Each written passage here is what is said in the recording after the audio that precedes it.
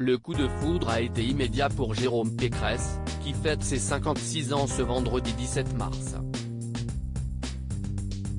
S'il connaît sa future épouse Valérie Roux depuis des années, ils se rencontrent vraiment le jour du mariage de mon meilleur ami, confie la présidente de la région Île-de-France au magazine Closer en février 2022. Jérôme était persuadé que j'étais la mariée, mais j'étais juste la témoin, se souvient-elle avec humour. Si ce jour-là, elle ne prononce pas ses vœux, elle est pourtant déjà bien en couple. Alors pour la séduire, Jérôme Pécresse a multiplié les stratagèmes, ça a duré 6 mois et j'ai craqué pour lui. 2 mois après ces retrouvailles, l'homme d'affaires, amoureux, fait sa demande en mariage. Si leurs amis la jugent trop rapide, la future candidate à la présidentielle de 2022 accepte et prend époux celui qui deviendra le papa de ses enfants Baptiste, Clément et Émilie.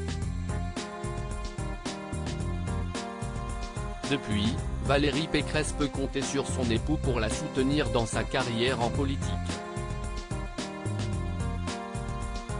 Supérieur à découvrir les hommes de la vie de Valérie Pécresse. Jérôme Pécresse, fervent soutien de Valérie Pécresse en politique en 1998, si est lui qui la pousse à se lancer aux côtés de Jacques. Ma chérie, tu ne vas pas faire toute ta carrière au Conseil d'État. Je sais que tu aimes Chirac depuis longtemps, si est très risqué de le rejoindre.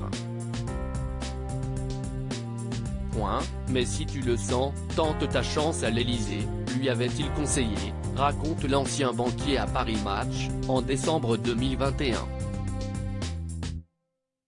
Déjà en 2010, le président d'Alstom Renewable Power, devenu GE Renewable Energy, confiait dans les colonnes du même magazine « J'essaie de soutenir ma femme pour qu'elle s'épanouisse dans sa carrière ». Avant d'ajouter, la politique est une ascèse qui serait impossible sans le soutien du conjoint. Malgré des carrières bien remplies, il assurait « Je ne vis pas du tout comme un mari de ministre. Notre vie personnelle n'a quasiment pas été affectée. » Des propos confirmés par Valérie Pécresse, plutôt que de venir dans un meeting, il préférera toujours rester avec les enfants.